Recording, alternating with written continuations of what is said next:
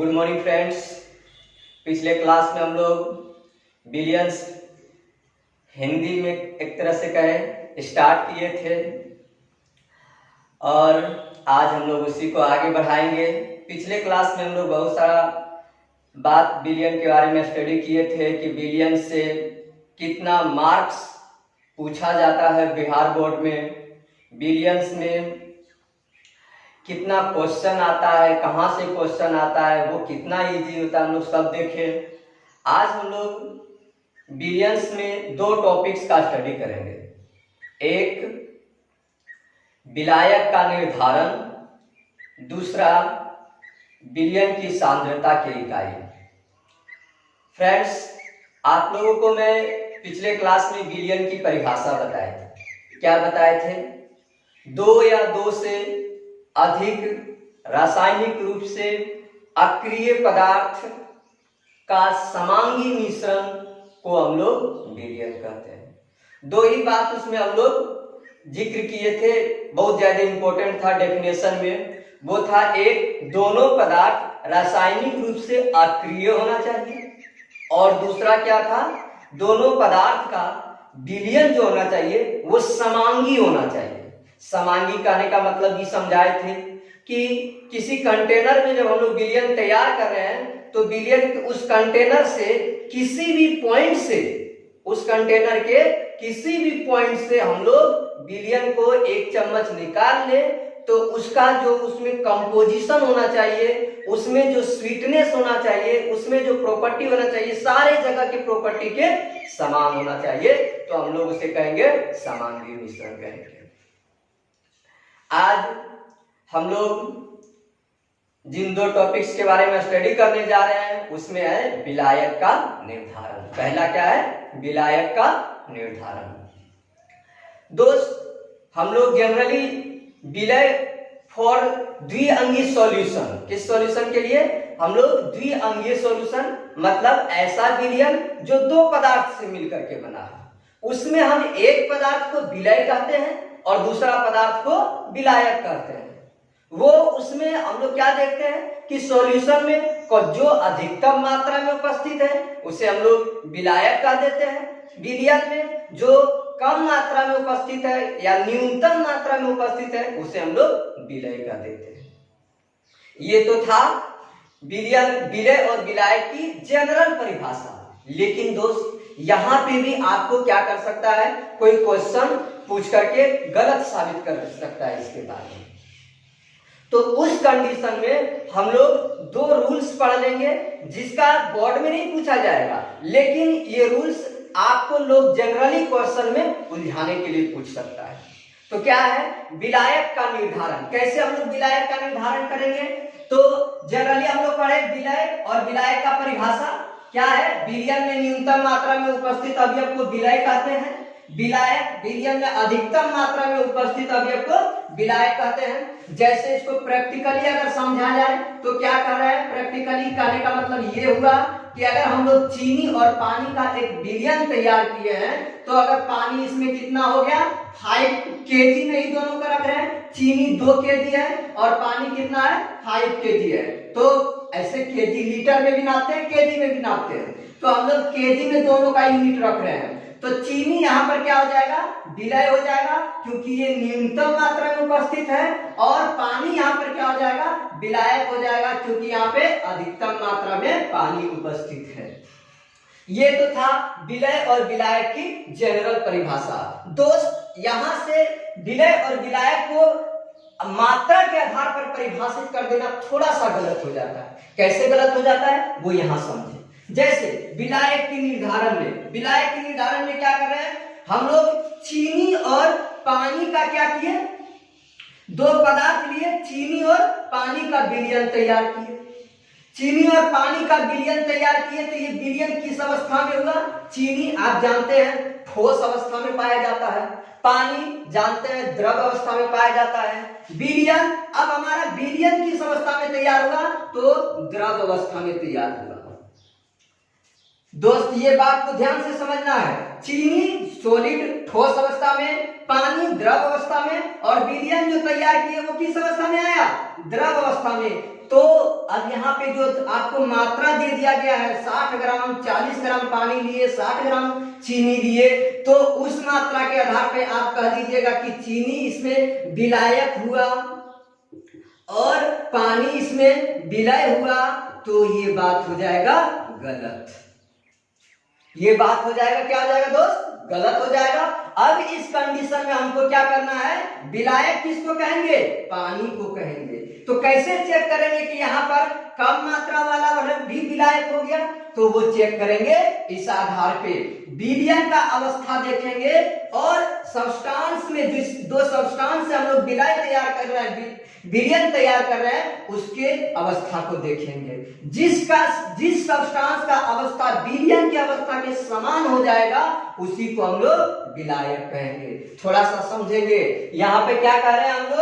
इसमें जब क्या कर रहे हैं, सोलिड ले रहे हैं और एक द्रव ले रहे हैं, लिक्विड ले रहे हैं, दो अलग अलग अवस्था वाले पदार्थों का विलयन तैयार कर रहे हैं, तो उस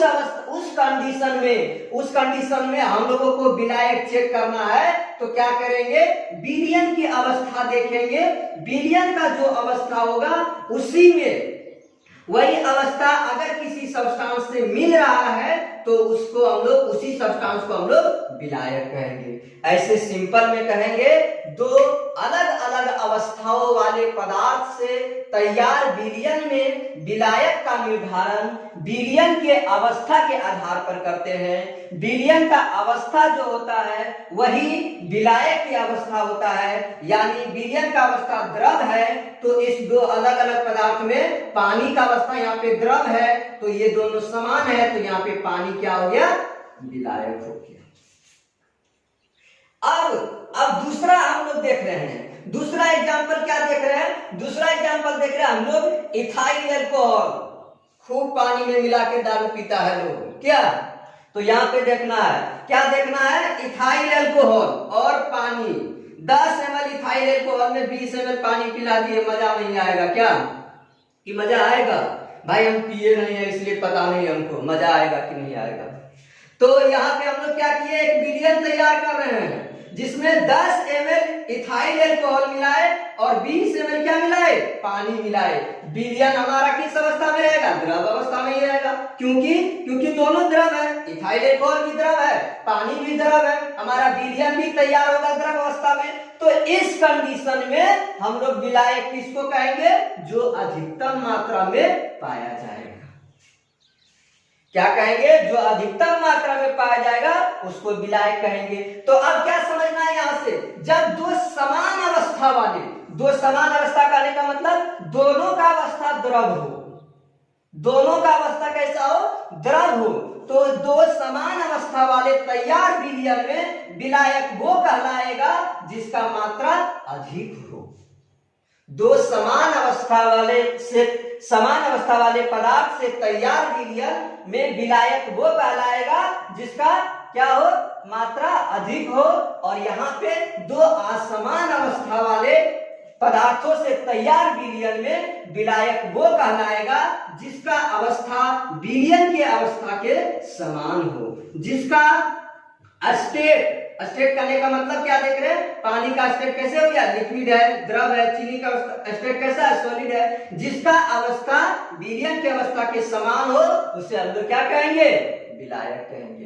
तो ये बात हम लोग को समझ में आ गया दोस्त। ये आपको लोग कंफ्यूजन करने के लिए पूछ सकता है, बस यहाँ पे हम लोग को बस यही ध्यान रखना है। और इसमें तो आपको इसी में ध्यान रखना है, इसमें समान अवस्था वाले में जिसका मात्रा अधिक होगा वो विलायक कहला जाएगा। और इसमें क्या ध्यान रखना है? जो असमान अवस्था है, एक सॉलिड मिला रहे हैं और एक क्या मिला रहे हैं? लिक्विड मिला रहे हैं, दोनों को मिला करके विलयन तैयार कर रहे हैं। तो यहाँ पे देखना है जो अवस्था विलयन के आएगा वही अवस्था विलायक का होगा। तो यहाँ पे हम लोग देख लेंगे। अब दोस्त एक बात समझना है, विलयन की सांद्रता की इकाई ये होता क्या है? पहले इसको हम लोग समझें कि विलयन की सांद्रता की इकाई होता क्या है। इस टॉपिक के अंतर्गत हम लोग क्या क्या पढ़ेंगे तो आप लोग को हम समझाते हैं, बिल्कुल समझ में आ जाएगा। बस ध्यान से आप देखेंगे क्या कर रहे हैं हम लोग। एक कंटेनर में हम लोग एक विलयन तैयार कर रहे हैं, समझ रहे हैं बात? कंटेनर में हम लोग क्या किए? विलयन को तैयार कर रहे हैं। विलयन कैसे तैयार कर रहे हैं? गर्मी के दिन है तो हम लोग हमेशा चीनी पानी का ही विलयन तैयार करें तो अच्छा लगेगा, मजा आएगा। कम से कम नहीं पिएंगे तो देख तो लेंगे। यहाँ पे हम लोग क्या लिए? चीनी लिए और चीनी इसमें हम लोग मिला दिए तो ये क्या बन गया? विलयन बन गया हमारा। पानी में चीनी मिला दिए तो क्या बन गया हमारा? विलयन बन गया। अब इस विलयन में आप लोग क्या देखते हैं? चीनी पानी मिला देते, बहुत ज्यादा मात्रा में पानी मिला दिए, कम मात्रा में चीनी मिलाए तो कहता है क्या कि मीठा नहीं हुआ। क्या दूसरा बात क्या होता है? मीठा नहीं हुआ तो मीठापन, ये जो मीठापन है वो कैसे होता है? जब ये पानी और चीनी का जो विलयन होता है थोड़ा गाढ़ा होता है, थोड़ा गाढ़ा होता है। थोड़ा गाढ़ा कहने का मतलब उसकी सांद्रता अधिक होता है। सांद्रता को ऐसे समझना है गाढ़ापन से। कैसे समझेंगे सांद्रता को? गाढ़ापन से। कोई सॉल्यूशन तैयार कर रहे हैं, अगर उसमें गाढ़ापन अधिक है तो कहेंगे कि उसका सांद्रता अधिक है, अगर उसमें गाढ़ापन कम है तो कहेंगे उसका सांद्रता कम है। तो ये जो सांद्रता वर्ड है इसमें दो बात से बन रहा है, एक विलय और दूसरा विलायक। तो इसकी इकाई देखना है कि इसमें विलय और विलायक कितना मात्रा में उपस्थित है, उसकी एक साथ जब हम उसको दिखाते हैं तो उसको एक इकाई के अंतर्गत दिखाते हैं। जैसे इसमें कह देगा मोलरता के टर्म में, मोलरता के टर्म में कह देगा कि इस विलयन की सांद्रता 2 मोलर है। तो यहाँ पे ये जो इकाई हुआ, इकाई क्या हुआ? मोलर हुआ। तो इसको विलयन की जो इकाई हम लोग किसमें व्यक्त कर रहे हैं? मोलर में। इसकी सांद्रता को हम लोग किसमें व्यक्त कर रहे हैं? मोलर में व्यक्त कर रहे हैं। तो यही इकाई को विलयन के कितने तरह से इसकी सांद्रता को हम लोग व्यक्त कर सकते हैं, कितने इकाई में हम लोग इसकी सांद्रता को व्यक्त कर सकते हैं, वो हम लोग यहाँ पे पढ़ेंगे विलयन की सांद्रता के इकाई में। कहने का मतलब क्या हुआ? विलयन की गाढ़ापन को जो जिस यूनिट से हम लोग व्यक्त करते हैं उसी को हम लोग कहते हैं विलयन की सांद्रता की इकाई। तो यहाँ पर जैसे पानी लिए, चीनी लिए, दोनों का विलयन तैयार किए, दोनों का विलयन की सांद्रता हम लोग चेक करेंगे, गाढ़ापन चेक करेंगे। उसके लिए जो यूनिट हम लोग यूज करेंगे वो क्या यूज करेंगे? मोलरता यूज करेंगे, मोलरता यूज करेंगे, मोल प्रभाज यूज करेंगे। प्रतिशत के टर्म में भी होता है, कहता है इसमें कितना प्रतिशत सोल्यूट है तो कहेगा कि 10% बाय वेट ये सॉल्यूशन बनाया गया है। कैसा बनाया गया है? 10% बाय वेट। तो उस टर्म में भी हम लोग इसकी इकाई को व्यक्त करते हैं। तो दोस्त हम लोग इसकी इकाई जो है यहाँ पे देख रहे हैं, मोलरता, मोललता, मोल प्रभाज। प्रतिशत में जब व्यक्त करते हैं तो द्रव्यमान प्रतिशत, द्रव्यमान आयतन प्रतिशत, आयतन प्रतिशत। ये इतना सारा इकाई हो गया इस विलयन की सांद्रता को व्यक्त करने के लिए। सारा इकाई को हम लोग बारी बारी से पढ़ेंगे। अब आप एक बात और यहां समझे, देखिए अब विलयन की सांद्रता की इकाई। अब यहाँ पे जैसे हम लोग चीनी लिए, अभी तो हम लोग क्या कर रहे हैं? चीनी लिए, 1 केजी चीनी लिए, केजी के टर्म में हम बता रहे हैं। किस में बता रहे हैं? केजी के टर्म में, और वाटर को लीटर के टर्म में, कि 1 केजी चीनी 5 लीटर वाटर में मिक्स किए हैं। तो यहां से हम लोग इसका यूनिट निकाल लेते हैं, इसकी सांद्रता का यूनिट निकाल लेंगे। उसी तरह से इस 1 केजी चीनी को बोलेगा 5 मोल चीनी लिए हैं। कितना लिए हैं? मोल। मोल की यूनिट 11th में हम लोग मोल कॉन्सेप्ट में डिटेल से पढ़ते हैं इस बात को, मोल को कैसे मोल आया, कहां से आया, इस बात को हम लोग डिटेल से पढ़ते हैं। यहां पर अब हम लोग क्या कर रहे हैं? केजी में ना कह के क्या कहेगा कि 5 मोल चीनी लिए हम लोग और 5 लीटर पानी में घोल रहे हैं। तो आप इसकी सांद्रता बताइए, आप इसकी सांद्रता और उसको किसमें व्यक्त करेंगे वो दिखाना होगा। तो इस तरह से हम लोगों को सारा विलयन की सांद्रता की इकाई को क्या करना है? पढ़ना है। तो बारी बारी से हम लोग शुरू करते हैं। सबसे पहले क्या शुरू करेंगे? मोलरता।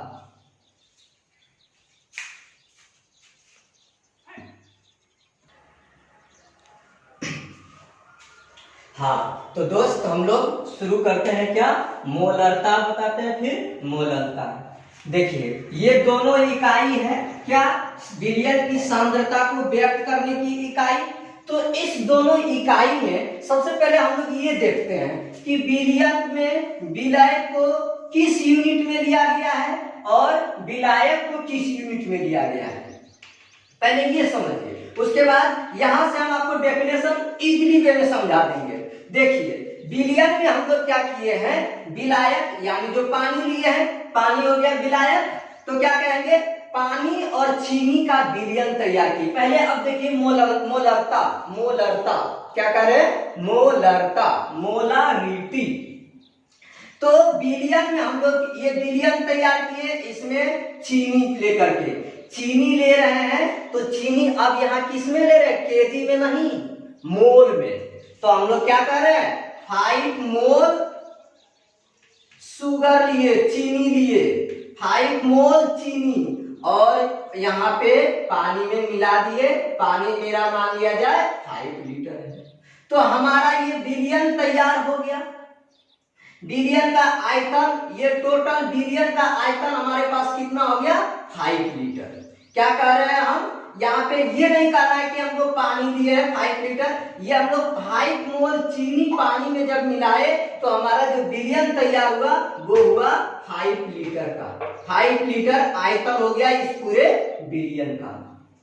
तो इसकी सांद्रता हम लोग कैसे निकालते हैं, इसका सांद्रता मोलरता के टर्म में कैसे व्यक्त करेंगे वो देखिए। क्या कहता है, 1 लीटर विलयन में उपस्थित विलय की मोलों की संख्या को क्या कहते हैं, मोलरता कहते हैं। यहाँ जो विलय ले रहा है किस में ले रहा है, किस यूनिट में ले रहा है, मोल में ले रहा है। अब हम लोग का यूनिट यहाँ पर 1 लीटर में चेक करते हैं उसको, फिर हम लोग को जायदा लेना है तो जायदा लीटर में चेक कीजिए। यहाँ पे क्या करेंगे, मोलरता निकालने के लिए विलय की मोलों की संख्या, मोल की संख्या ऊपर लिख देंगे, विलय का आयतन नीचे लिख देंगे। तो इसमें मेन क्या है, मेन हमको ये समझना है कि चीनी को हम लोग किस यूनिट में ले रहे हैं, यहाँ पर मोल में ले रहे हैं। अब आइए हम आपको इस पर परिभाषा समझाते हैं। मोलरता, मोलरता क्या कहेंगे, 1 लीटर विलयन में उपस्थित विलय के मोलों की संख्या को मोलरता कहते हैं। एक टोटल विलयन हम लोग तैयार किए, उसमें क्या कह रहा है, विलय के जो मोल होगा, मोल की और विलय के आयतन को हम लोग जो यहाँ पे फ्रैक्शन में आ रहा है उसी हम लोग को मोलरता कहते हैं। 1 लीटर विलयन में उपस्थित विलय की मोलों की संख्या को मोलरता कहते हैं। मोलरता, मोलरता क्या है, 1 केजी विलायक में उपस्थित विलय की मोलों की संख्या को मोलरता कहते हैं। दोनों में अंतर देखिए, क्या अंतर है, यहाँ पर 1 लीटर विलयन की बात कर रहा है, टोटल विलयन की वॉल्यूम की बात कर रहा है, यहाँ पर विलायक के द्रव्यमान की बात कर रहा है, सिर्फ विलायक की। तो ये बात यहाँ से अंतर है, इसमें 1 लीटर विलयन में कहेंगे, इसमें 1 केजी विलायक में कहेंगे। दोनों में विलय की मोलों की उपस्थित संख्या सेम ही है। अब क्या अंतर है, यहाँ पे मोलरता को हम लोग स्मॉल m से डिनोट करते हैं, मोलरता को हम लोग कैपिटल M से डिनोट करते हैं। तो 1 केजी विलायक में उपस्थित विलय की मोलों की संख्या को क्या कहते हैं, मोलरता कहते हैं। तो मोलरता इक्वल टू क्या हो गया, विलय की मोलों की संख्या बटे विलायक का द्रव्यमान, किसमें, केजी में।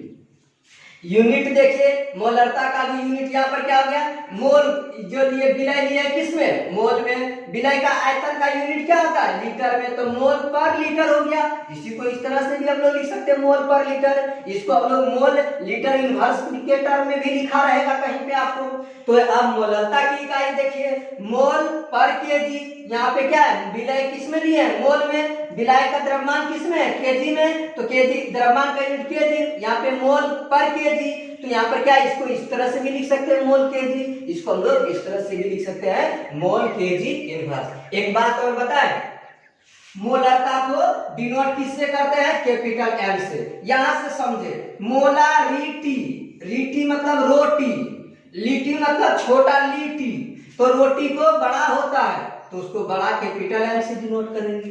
लीटी छोटा होता है तो इसको स्मॉल m से डिनोट करेंगे। अगर कहीं क्वेश्चन में दिया हुआ रहेगा कि 2 मोल मोलर सॉल्यूशन है तो मतलब समझना है क्या, ये कैपिटल एम दिया हुआ है तो क्या समझना है, मोलारिटी दिया हुआ है, और स्मॉल एम दिया हुआ है तो क्या समझना है, मोलालिटी दिया हुआ है। ये बात हम लोग को ध्यान में रखना है। तो हम लोग समझ गए मोलारिटी, रीटी रोटी क्या होता है, बड़ा होता है इसलिए कैपिटल एम से डिनोट करेंगे, लिटी क्या होता है, छोटा होता है इसलिए इसको स्मॉल एम से डिनोट करेंगे। दूसरा बात और बताते हैं, मोलरता में विलयन का आयतन लिए हैं और मोलरता में विलायक का द्रव्यमान लिए हैं। लिटी में कुछ भरते हैं कि नहीं, लिटी बनाते हैं तो उसमें कुछ भरते हैं तो उसमें द्रव्यमान होता है कि नहीं, तो उसी के आधार पे यहाँ याद रख लेना है क्या कि विलायक का द्रव्यमान, क्योंकि लिटी का रहा है, लिटी में द्रव्यमान होता है तो मोलरता में क्या हो गया, विलय की मोलों की संख्या बटे विलायक का द्रव्यमान। तो इस तरह से हम लोग आज 2 यूनिट पढ़े, एक मोलरता और दूसरा मोलरता। नेक्स्ट हम लोग मोल प्रभाज पढ़ेंगे, फिर आगे सिलसिलेवार से पढ़ते जाएंगे। आप लोग जो भी साथी चैनल को नहीं सब्सक्राइब किए हैं सब्सक्राइब कीजिए, समझ में आ रहा है तो लाइक कीजिए, कमेंट कीजिए, और जो नहीं समझ में आए आपको मेरा व्हाट्सएप नंबर 7667497130 पर आप पूछ सकते हैं। मैं यहां भी जवाब दे सकता हूं, देता हूं, और YouTube के चैनल में कमेंट बॉक्स में भी आपको अगर कोई प्रॉब्लम है तो लिखिए, हम उसमें भी आपको जवाब देंगे। Thank you.